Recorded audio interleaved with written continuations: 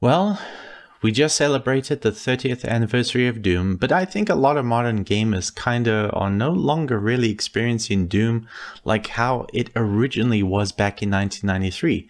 Like when someone says they've seen the original Star Wars trilogy for the first time, but did they? I mean, the version people are exposed to today isn't like that original trilogy from the 70s and 80s. So for this video, we'll be going through the game, exactly how it was presented 30 years ago, and talk about what it was like being a fan back then, before modern day enhancements, mods, source ports, or even normal modern day ports, before 3D games became synonymous with Windows. So say hello to DOS, and say hello to Doom, before we knew it as Doom 1, Doom 1993, or the Ultimate Doom.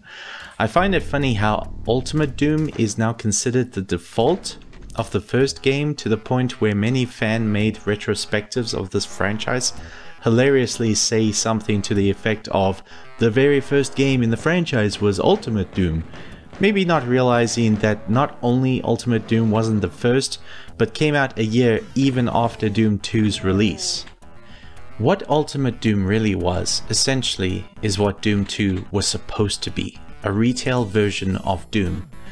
The original was never released on store shelves, but followed a philosophy of distribution that was created by Scott Miller, founder of Apogee Software, known as the Apogee model, in which, rather than rely on publishers for distribution, financing and marketing, the developer would release as much as a third of the first part of a video game absolutely for free.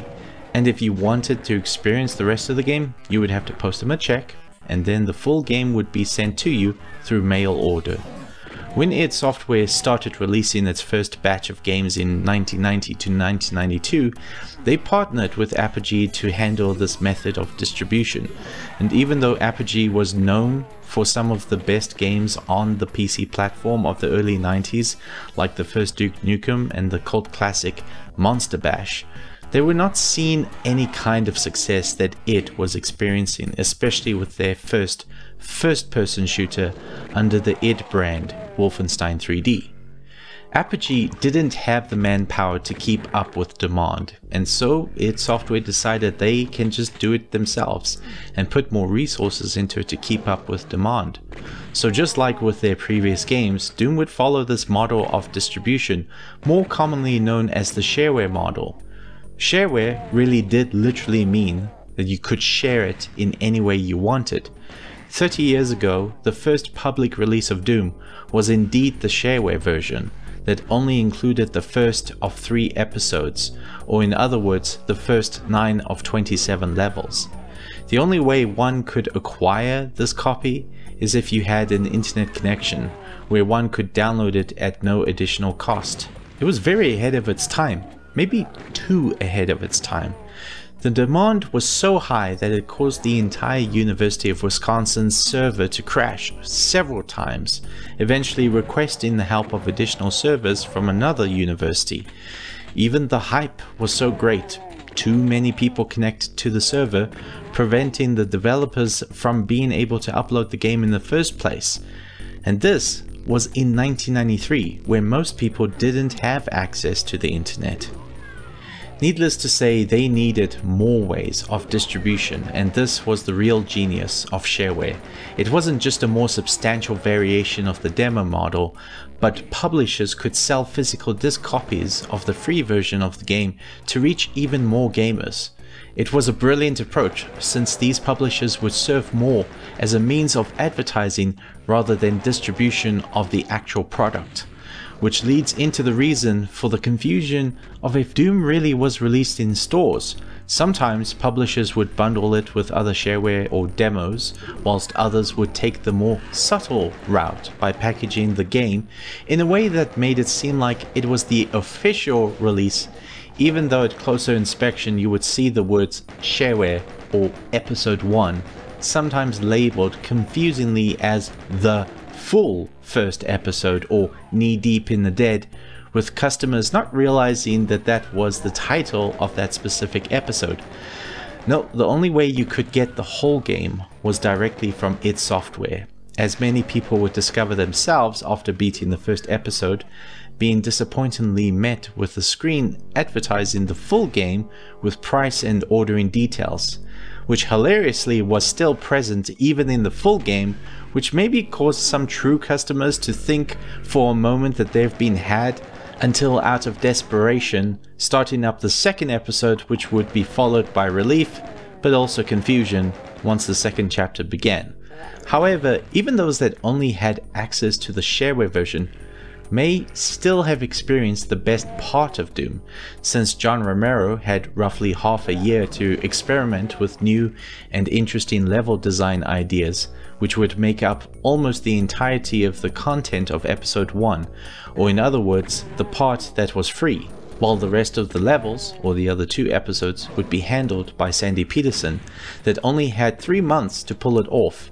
It's amazing under those constraints that something decent came out of those 3 months, especially since not only Petersen wasn't experienced in 3D first-person shooter level design, but that nobody was. I think a truer example of Petersen's capabilities and high quality of level design skill is better represented in Quake, where he had more time whilst being required to work on only 7 maps. The short time he had to work on the 2/3 of Doom's maps meant that Petersen had to find creative ways to learn faster and build faster in order to reach the deadline, of which one of these creative means was by taking the now departed previous level designer's unfinished prototype maps and completing them to save time, a method that John Romero also took to complete the 4th map of episode 1. These unfinished levels were started by their previous level designer Tom Hall, and it turns out the reason why he left the company was actually because he was let go for apparently not putting his heart and soul into the project.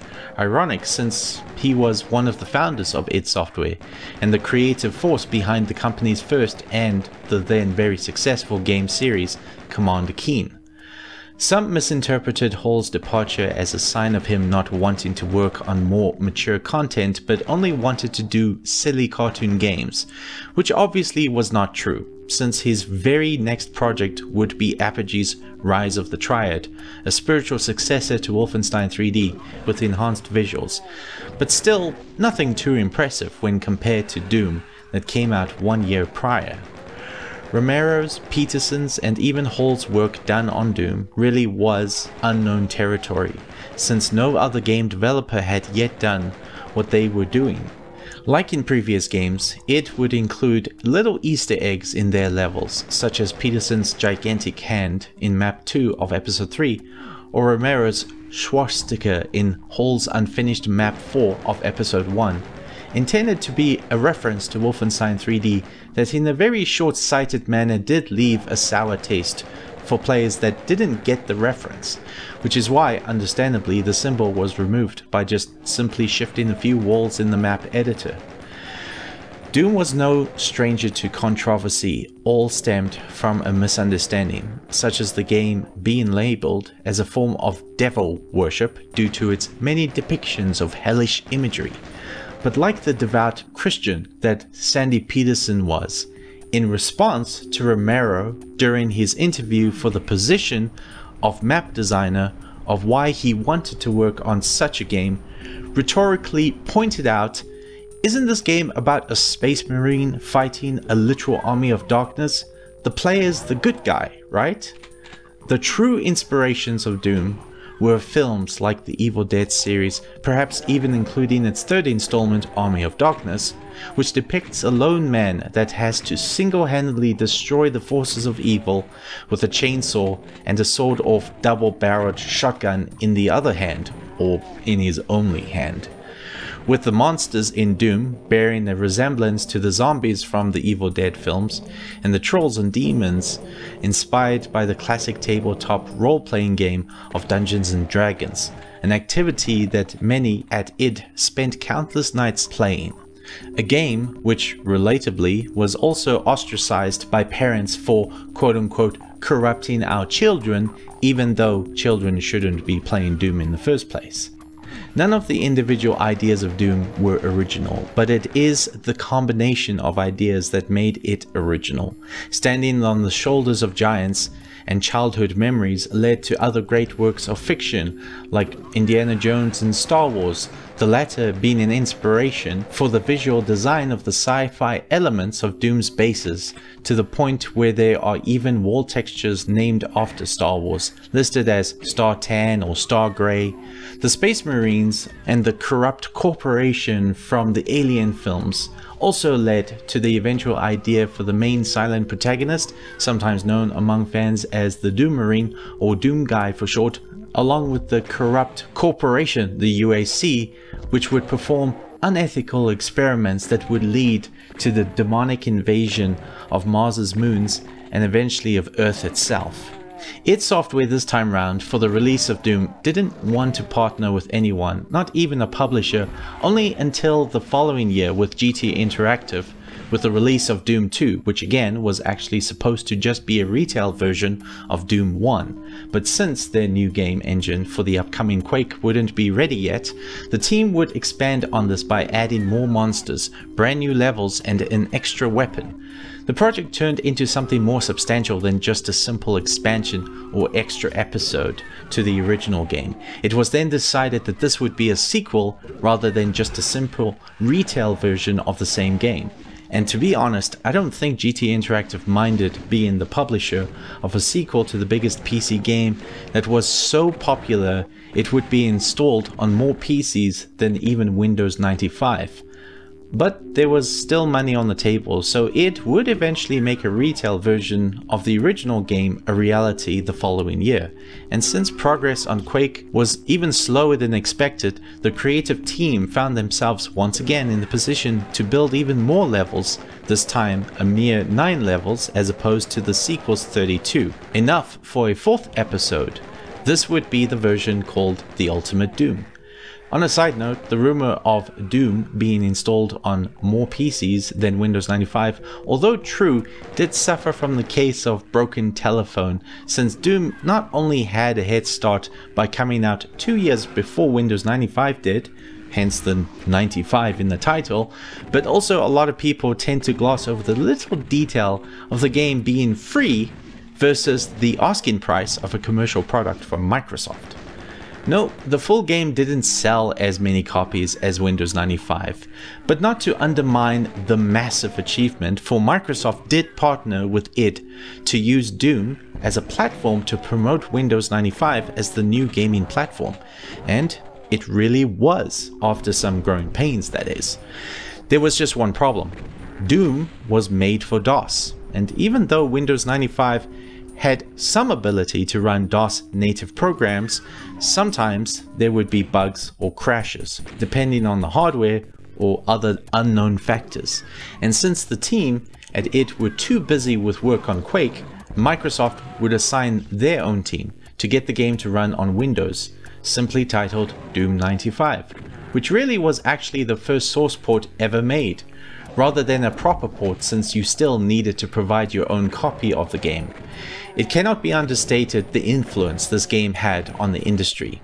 An interesting piece of information about this source port is that one of the developers that worked on Doom 95 was Gabe Newell, who would not long after leave Microsoft to create Valve, with their first game, Half-Life, being built on the technology originally used for Quake. So yeah, because of Doom, Steam exists.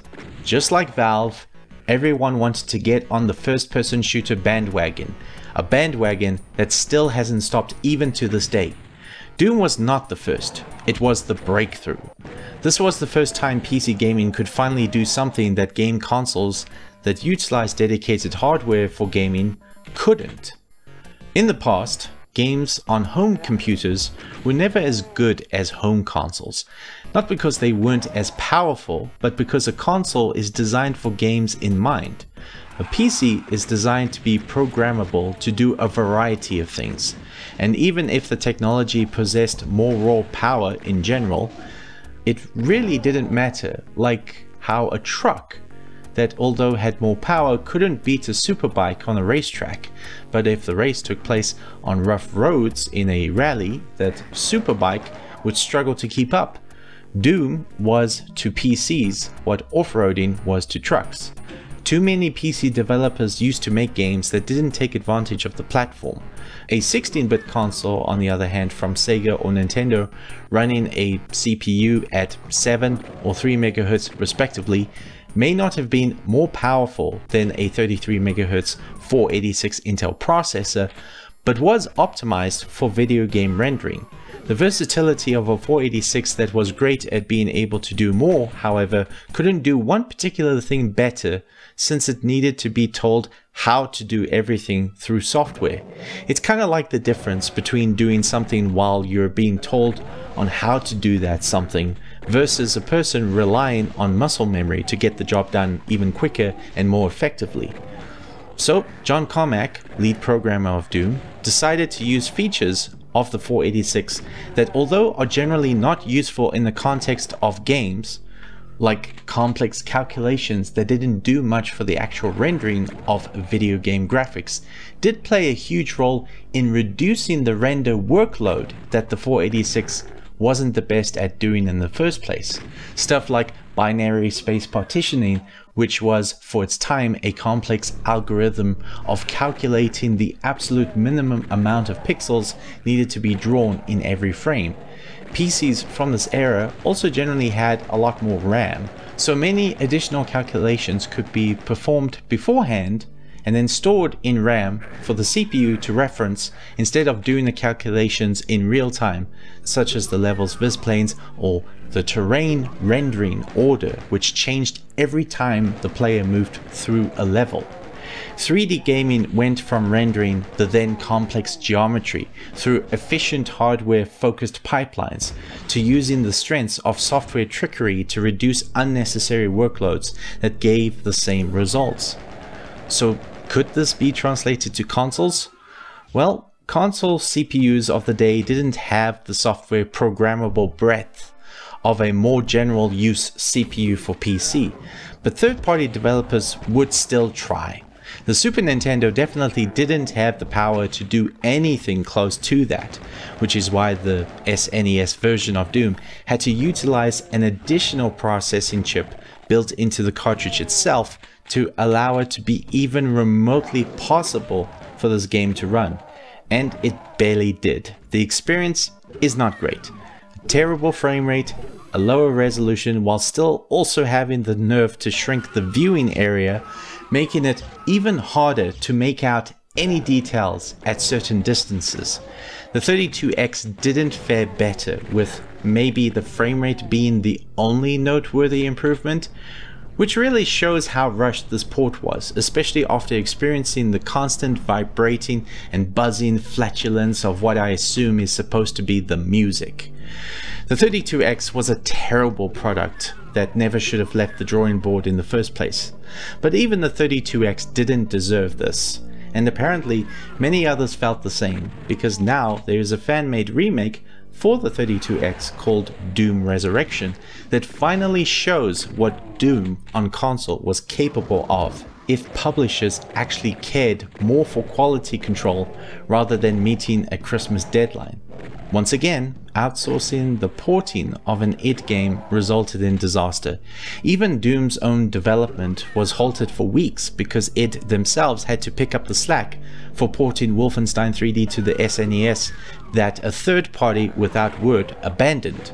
And because these guys actually cared, even though they didn't know a thing about building a game, let alone porting the highly advanced Wolfenstein 3D to Nintendo's then latest hardware, the game came out really good. But even id can't perform miracles. The SNES was still too weak to offer the exact same experience that was on PC. Not to mention Nintendo's censoring of Nazi imagery in a game that's about fighting Nazis. But ironically, the best version of Wolfenstein 3D wasn't the PC original, but a port for the Atari Jaguar. This must have left a positive impression on the team at id, because the port of Doom they tackled themselves would be for the Jaguar. And it too was a really good port, except no music, but that's probably because manpower was stretched so thin during this period. But again, still didn't look or run as well as the PC original, since the Jaguar CPU still wasn't as capable as a 486 from Intel, which is why the designers had to simplify the maps to maintain an acceptable frame rate, a necessary evil that most gamers were able to accept. This, however, would end up being a key development for other ports of the game because they would utilize these same simplified levels, which is another reason why the 32X fared better than the Super Nintendo because of the adopting of these Jaguar levels. It still didn't completely solve the less than amazing performance. Even on the newer and more powerful PlayStation, frame rate is reduced from what a typical 486 PC was capable of, even after the inclusion of the simplified Jaguar maps. But hey, the PS1 is good at other things like colored lighting, which is the only official version of Doom that had it. This lighting effect would only become possible on PC with the introduction of hardware accelerated 16-bit color graphics, which would not be seen only until the release of Quake 2. Software rendering was never better than hardware rendering, like the analogy of doing while being told how to do that thing as opposed to relying on muscle memory. But if the hardware doesn't have those algorithmic pathways or muscle memory that is needed for certain games, this is where software rendering is at its strongest due to its flexibility. Software may be slower, but hardware is more rigid. However, the positives of software trickery did lead to the downfall of the Sega Saturn port of Doom. Development of Doom on the Saturn was seeing some good results, with reports of up to 60 frames per second performance. But when Carmack saw the Saturn's signature imprecise texture rendering handled by the Saturn's video processors, he insisted that everything shifts from hardware rendering to software for better precision. But this is a mistake that he would express years later as something he regrets. Again, the CPU, like many other game consoles, didn't have the broad abilities of a general purpose desktop CPU. And so, even though before, many of Doom's revolutionary render pipeline algorithms were effectively bypassed by the Saturn's GPUs, now all of a sudden was forced upon its CPU, while the video chips did little more than twiddle their thumbs. This is a real tragedy because unlike the PlayStation that was really good at rendering triangles, which the Doom engine didn't use, the Saturn's VDP-1 chip did quads or four-sided polygons, which is perfect for the rectangular walls of Doom's maps, along with its raw sprite scaling capabilities for rendering monsters, projectiles and pickup items, while VDP-2 would handle the vis planes or the floors and ceilings as well as the background sky. The Saturn was made for this and none of these strengths was used. But sometimes it wasn't just the forcing of a developer to port Doom to a console in an unoptimal way that led to less than stellar ports of the game. Sometimes it was just plain incompetence that led to an even more terrible port than before. Rebecca Ann Heinemann was the sole developer of Doom for the infamous 3DO Interactive Multiplayer, a video game system conceived by Trip Hawkins, who previously was the creator of Electronic Arts. Not only Art Data Interactive, the publisher that hired Heinemann, didn't give her much time to do the porting itself, but it seems the founder of said publisher, Randy Scott, didn't even understand what it means to make a video game, relying on a retail copy of the game to be the source for the conversion, even though that is absolutely not how it works. That's like showing a picture of a house to a bunch of builders from a construction company, expecting them to build the exact same house without the original blueprints, or showing a few screenshots of a game, hoping that that would be enough to get a fully functioning build of said game on the 3DO, which is exactly what happened. You know what they say, sometimes reality can be stranger than fiction. But since most people in the Doom fanbase didn't own a 3DO, and stories of its hilariously sad development led to most not hating on Heinemann, but rather of her being a national treasure of the wild and wonderful history of horrible Doom ports, especially since she did in fact miraculously get the game to work in some shape or form, where lesser skilled programmers would have failed even at that. Inexperience was a major problem back in the first half of the 90s, with people getting into something they just didn't understand. Even Carmack's inexperience with hardware accelerated video processors that led to a terrible Saturn port of Doom that ran worse than even weaker gaming systems like the 32X.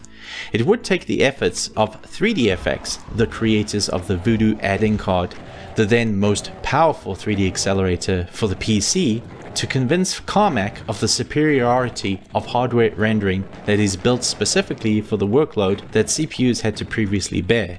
And the rest is history. Carmack's game engines got better and more impressive as the years went by.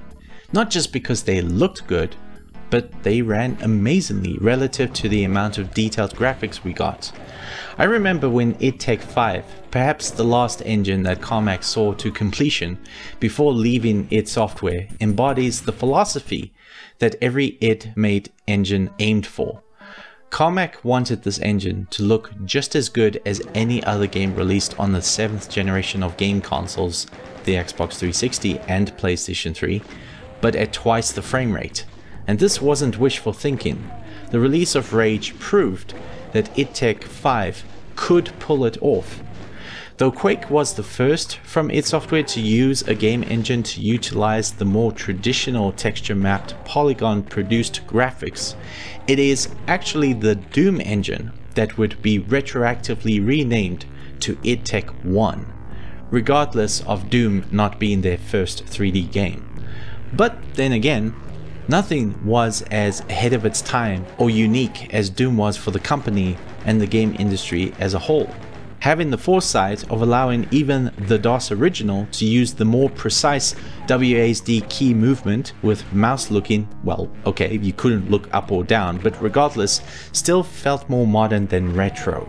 There are many other ports that came out years later, a notable one being Doom on the Game Boy Advance, which for an early 2000s handheld is actually quite impressive.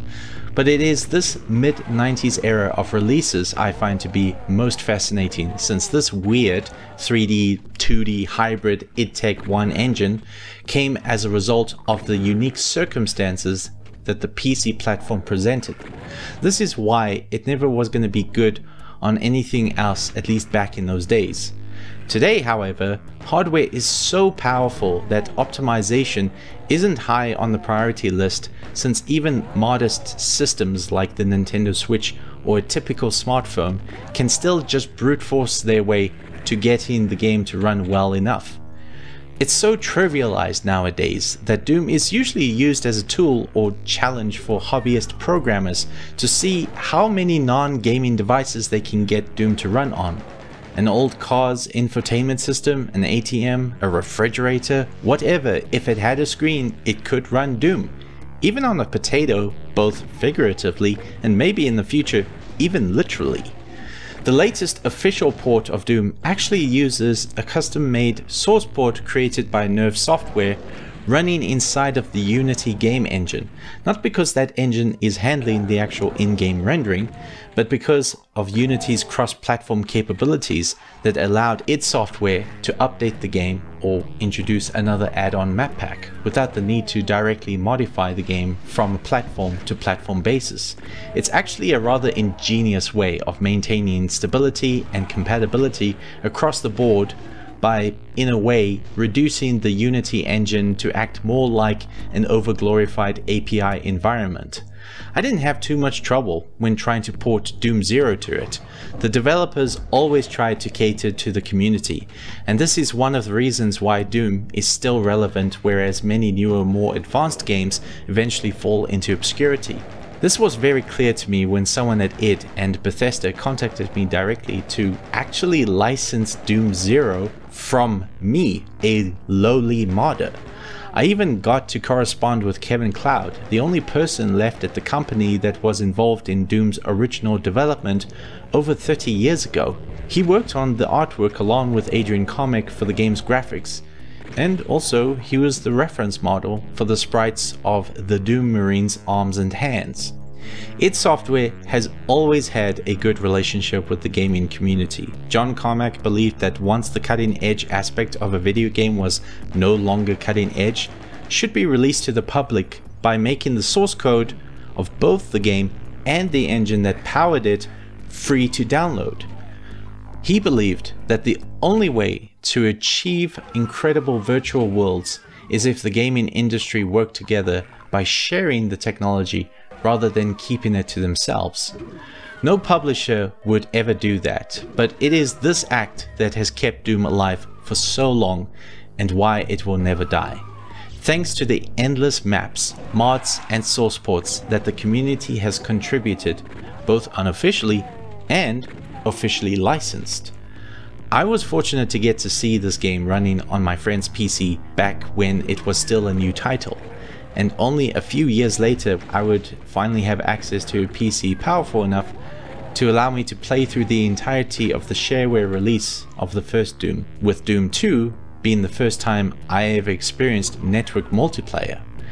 id Software really did make the best games for the PC, since all my favorites prior to Doom were all from the same company, like Commander Keen, Wolfenstein 3D, and even some games that I didn't even know id Software was involved in, like Rescue Rover. id Software's legacy goes so far. These games inspired so many other games that were not just limited to first-person shooters. Whether they used code that they directly inherited from Quake, which inherited some of the code from Doom, or indirectly in terms of design or technology that came to be as a result of previous events. Without Doom, there would be no Quake, no GoldenEye, or Counter-Strike, Halo, Serious Sam, Call of Duty, Portal, Unreal, and without Unreal, there would be no Unreal Engine, or the Source Engine, or CryEngine. But we do live in a reality where all these games and technologies do exist.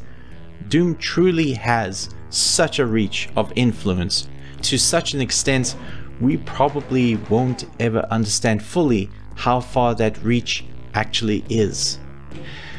Thanks for joining me for the celebration and retrospective. Until next time.